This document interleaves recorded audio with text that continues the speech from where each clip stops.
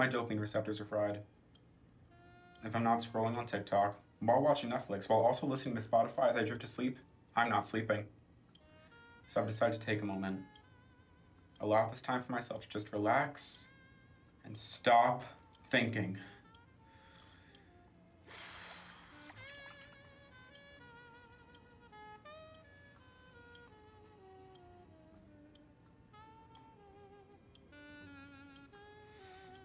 Do you know how important your attention is? I mean, really, think about it. You could be doing hundreds, thousands of other things right now, but you're not.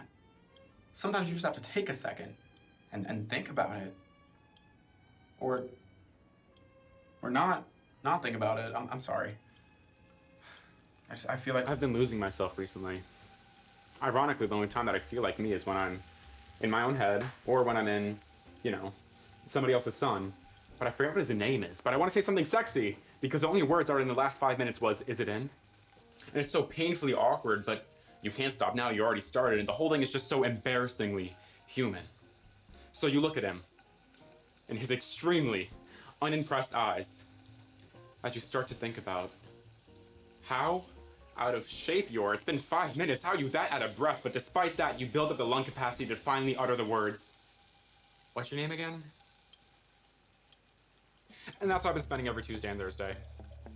In between those moments, though, mostly, on the days that aren't Tuesday or Thursday, I think about the things that I've said or that I've done, and I wonder, who was that? Who am I? Who am I? When I was applying to Florida State University, one of the essay prompts was 3 words long. Who are you? Answer this question in 500 words or less. How am I supposed to explain who I am in 500 words or less? If I could explain who I was in 500 words or less, isn't that a little bit sad? And I wrote that down.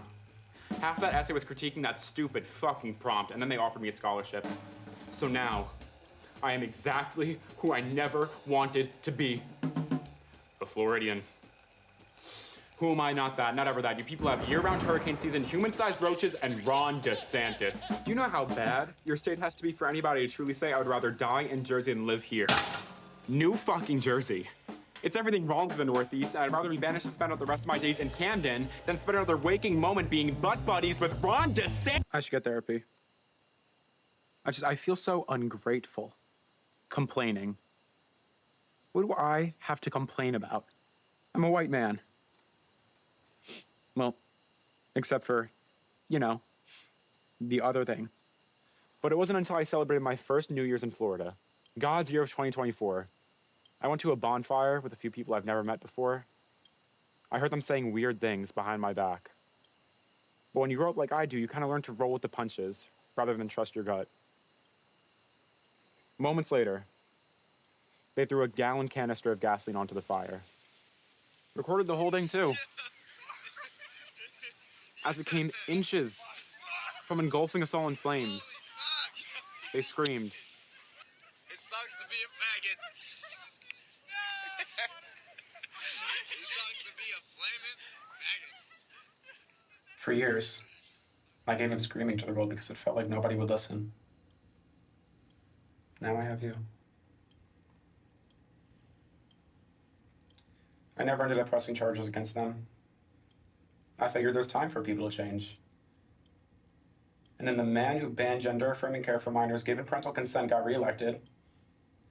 And the man who decriminalized job discrimination on grounds of sexual orientation got 4 more years. So when the most powerful people you know of are teaching that it's okay to act like this, it's hard to change. And God, I feel so narcissistic too. The most important thing in the world isn't money or power, it's the fact that you're looking at me right now. So I hope my makeup team did me good.